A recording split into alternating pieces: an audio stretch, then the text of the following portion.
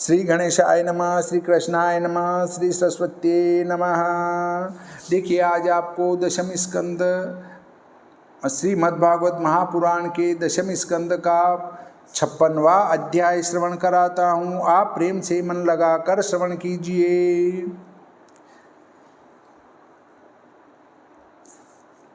56 में हरि को वृथा मणि को लगो कलंक, सत्राजित को मणि दई लई सूता सुमयंक। इसके उपरांत श्री सुखदेव जी कहने लगे कि हे कुरु कुलभूषण परीक्षित, अब सत्राजित की कथा वर्णन करते हैं। आप सावधान होकर श्रवण कीजिए कि प्रथम अपराध करके सत्राजित ने अपने पाप की निवृत्ति के लिए पीछे अपनी कन्या को स्यवंतक मणि के साथ श्री कृष्णचंद्र को देने के उपाय किया था।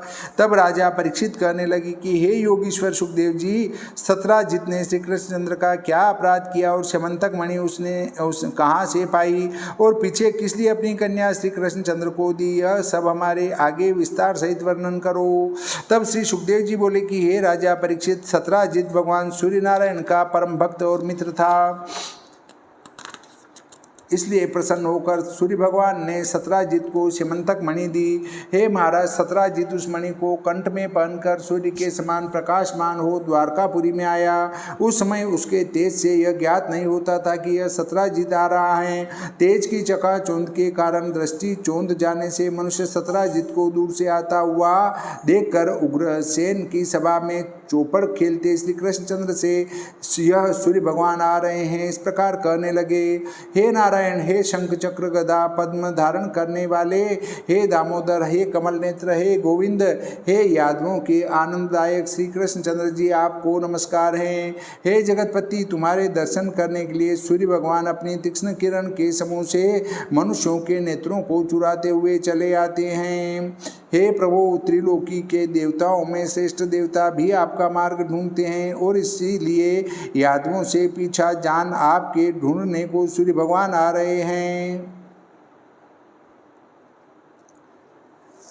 इसलिए यादवों से छिपा जान आपके ढूंढने को सूर्य भगवान आ रहे हैं। श्री सुखदेव जी बोले कि हे नरोत्तम परीक्षित, कमल दल नेत्र भगवान श्री कृष्णचंद्र अज्ञानी पुरुषों की यह बात सुनकर हंसकर कहने लगे कि यह सूर्यदेव नहीं है, मणि करके प्रकाशमान सत्राजित आ रहा है। इसके उपरांत सत्राजित ने अपने घर में मांगलिक कर्म करवाया और देव मंदिर में ब्राह्मणों से पूजा कराए, वहाँ उस मणि को स्थापित किया। हे भारत, वह मणि नित्य प्रति 4 मन का भार 8 बार स्वर्ण उगलती थी। मणि में एक यह भी प्रभाव था कि जहाँ वह मणि रहे उस देश में कभी दुर्भिक्ष न पड़े, अकाल मृत्यु तथा अरिष्ट न हो, सर्प नहीं काटे, मनुष्य के देह में दुख न हो, अशुभ दृष्टि न आवे और मायावी पुरुष अर्थात माया जानने वाले भी उस देश में वास नहीं कर सकते थे। एक समय श्री कृष्णचंद्र ने वह मणि राजा उग्रसेन के लिए सत्राजित से मांगी, परंतु सत्राजित ने लोभ के वश होकर वह मणि श्री कृष्णचंद्र को नहीं दी और अपने मन में श्री कृष्ण को कैसे मना करूं यह भी विचार न किया। इसके उपरांत कुछ समय व्यतीत होने पर सत्राजित का भाई प्रसेन उस महाप्रकाश वाली मणि को कंठ में पहन घोड़े पर चढ़कर वन में शिकार खेलने को गया कि वहां पर एक सिंह घोड़े सहित प्रसेन को मार मणि लेकर पर्वत की कंदरा में जाने लगा। उसी समय मणि लेने की इच्छा से जामवान ऋक्ष ने उसे मार डाला और अपने बिल में जाकर उस मणि को पुत्री का खिलौना किया। इधर सत्राजित अपने भाई प्रसेन को शिकार खेलकर वन से न आया हुआ जान चिंता करने लगा। शंका ये होती है कि सत्राजित ने यादव देवता के मंदिर में ब्राह्मणों से क्यों स्थापना कराया, देव मंदिर में उस मणि को आप क्यों स्थापन नहीं किया।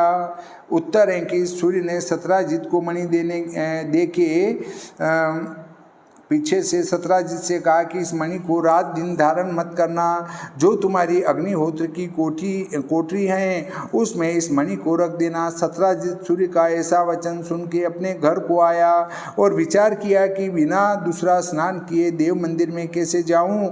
ऐसा विचार करके जब तक स्नान करने की तैयारी की तब तक ऋषि लोगों ने मणि को रखाए कि आप स्नान कर तब अग्निहोत्र की कोठरी में होम करने गया। इसलिए देव मंदिर में ब्राह्मणों करके सत्राजित ने मणि का स्थापन किया।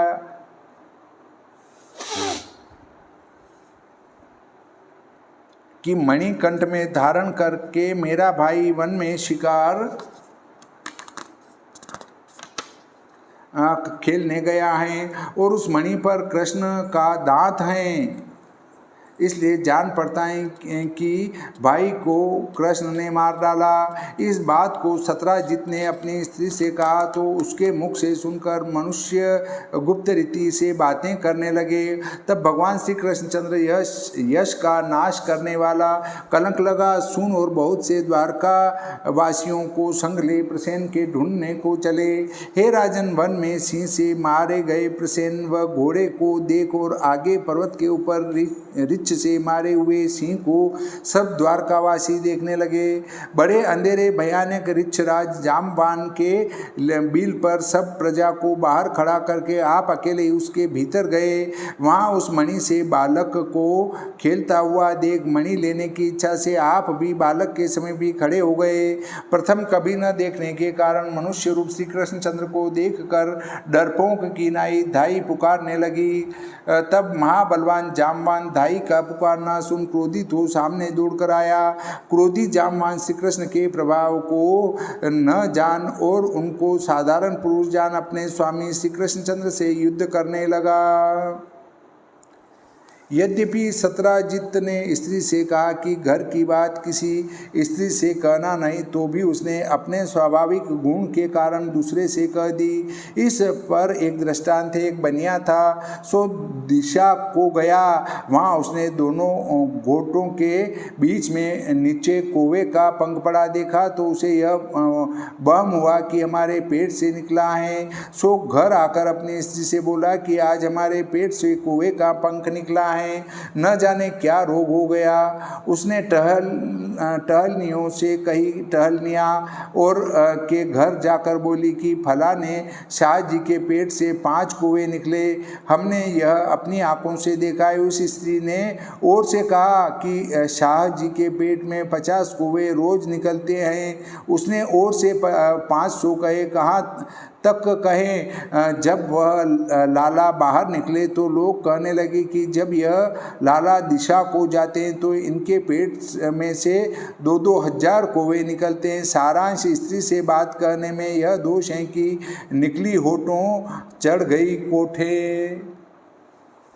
मतलब अगर किसी महिला को आप कह दो कि ये बात किसी से मत कहना तो वो निश्चित ही बाहर जाकर कहेगी। इसको सिद्ध करने के लिए एक बार एक व्यक्ति एक कद्दू लाया और कद्दू लाकर उसको थोड़ा लाल रंग से रंग कर अपने चूल्हे के पास उसको गाड़ते हुए अपनी पत्नी से कहा कि देखो ये मेरे हाथ से एक मनुष्य की मौत हो गई है, उसका सिर काट के मैं ले आया हूँ, यहाँ अपन चूल्हे के यहाँ गाड़ते हैं, किसी से मत कहना। तो कहनी आपकी कसम किसी से नहीं कहूँगी। फिर उसकी अच्छी सहेली थी, उसके पास गई कि वो देखो तो मेरे घर वाले से एक बहुत बड़ी गलती हो गई। तो कि क्या गलती हो गई? तो कि कहने की बात नहीं है। तो क्यों कहने की बात नहीं है? तो कह रहे मैंने उनकी सौगंध खा रखी है। तो कह रहे मैं भी उनकी सौगंध खा के कहती हूँ कि मैं किसी से नहीं कहूँगी, केवल मेरे को ही कह दो। अरे कि नहीं वो कहने की नहीं। अरे कि एक से कहने में क्या दोष है? तो वह उनने कहा कि अरे हमारे घर वाले से एक की हत्या हो गई, तो वो उसका सिर काट के लाके चूल्हे के वहाँ गाड़ दिया। ये बात पक्की सहेली से पक्की सहेली, पक्की सहेली से पक्की सहेली, सबके पास घूमकर पूरे गांव में फैल गई।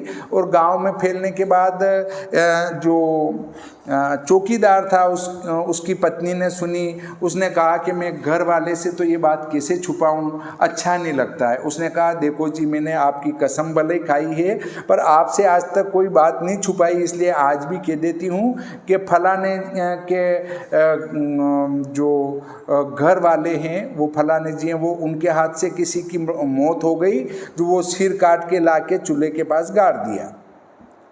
वो सीधा गया, पुलिस में शिकायत करी और पुलिस वाले आए और सीधे चूल्हे के वहाँ गए कि भाई तूने किसी को मार डाला है, चल दिखा तेरे चूल्हे के वहाँ गड़ा हुआ है, तो खोद के देख लो। खोद के देखा तो अंदर से लाल रंग में रंगा हुआ कद्दू निकला। तो कि ये क्या है? तो कि मैंने ये सिद्ध करने के लिए कि महिला के पेट में बात नहीं टिकती है, वो निश्चित दूसरे से कहेगी। तो मेरी पत्नी ने मेरी कसम खा के कहा था कि मैं आपकी कसम खा के कहती हूँ ये बात किसी से नहीं कहूँगी। तो फिर ये पूरे गांव में फैलकर आप तक कैसे पहुँच गई? बस यही सिद्ध करना था। कोई मरा नहीं है मेरे हाथ से। तो पुलिस वाले चुपचाप वापस चले जाते हैं। अगली बात याद आती है कि परस्पर जीतने की इच्छा से श्री कृष्ण और जाम्बान का शस्त्र, पत्थर, वृक्ष और भुजाओं से महाघोर संग्राम होने लगा। जिस प्रकार मांस के लिए दो शिकारी पक्षी लड़ते हैं, वज्रपात के समान कठोर दृष्टि से खेद रहित 28 दिन रात परस्पर युद्ध हुआ। जब श्री कृष्ण के मुष्टि के प्रहार से उसके सब अंग शिथिल हो गए, बल घट गया और पसीना आ गया, तब जाम्बान महा आश्चर्य मानकर कहने लगा कि समस्त प्राणियों के प्राण में जो बल हैं और 100 बल अर्थात इंद्रिय, हृदय, देह इत्यादि का बल आप ही हो, और विष्णु भगवान पुराण पुरुष कृपालु सबके ईश्वर आप ही हो। विश्व के रचने वाले ब्रह्मादिक के तुम निश्चय निमित्त कारण हो, और उत्पत्ति के योग्य पदार्थ के उपादान कारण हो, और समस्त प्रेरणाओं वालों के ईश्वर तुम काल रूप हो, तथा आत्मा जीव के उत्कृष्ट आत्मा हो, विष्णु पुराण हो। इसलिए मेरे इष्ट देव रघुनाथ हो, जिन रघुनाथ जी के कुछे क्रोध से लेके कटाक्षपात से मगर और बड़े बड़े ग्रह दुखित हो गए, तब समुद्र ने मार्ग दिया, और जिन श्री रामचंद्र जी ने अपना यश प्रकट करने के लिए पुल बांधा, लंका जलाई, महातीक्ष्ण बाणों से राक्षस राज रावण के सिर काट कर पृथ्वी में डाले, सो मुझे निश्चय विदित होता है कि आप मेरे स्वामी श्री रामचंद्र ही हैं। हे परीक्षित, जब इस प्रकार जाम्बान को ज्ञान उत्पन्न हुआ, तब देवकी नंदन भगवान श्री कृष्णचंद्र उससे कहने लगे, कमल नेत्र श्री कृष्णचंद्र सुख के देने वाले, अपना हाथ परम कृपा कर अपने भक्त जाम्बान के ऊपर धर प्रेम गर्भित वाणी से कहने लगे, हे ऋक्षराज जाम्बान, हम मणि लेने के लिए यहाँ तेरे बिल में आए हैं, क्योंकि हमें एक मिथ्या कलंक लगा है, उसे मणि ले जाकर दूर करेंगे। यह वचन सुनते ही जाम्बान ने बड़े आनंदपूर्वक मणि सहित अपनी कन्या जाम्बती सेवा करने के लिए भगवान श्री कृष्णचंद्र को दी।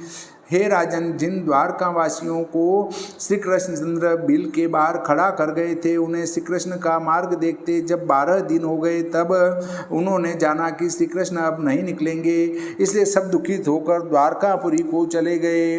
बिल में से श्री कृष्णचंद्र नहीं निकले, यह बात द्वारका वासियों के मुख से श्रवण कर देवकी, रुक्मिणी, वसुदेव और सूरज जन तथा जाति के मनुष्य सभी अत्यंत चिंता करने लगे, और सब द्वारकावासी दुखित होकर सत्राजित के दुर्वाक्य कहते श्री कृष्णचंद्र के मिलने के लिए महामाया दुर्गा देवी की पूजा करने लगे।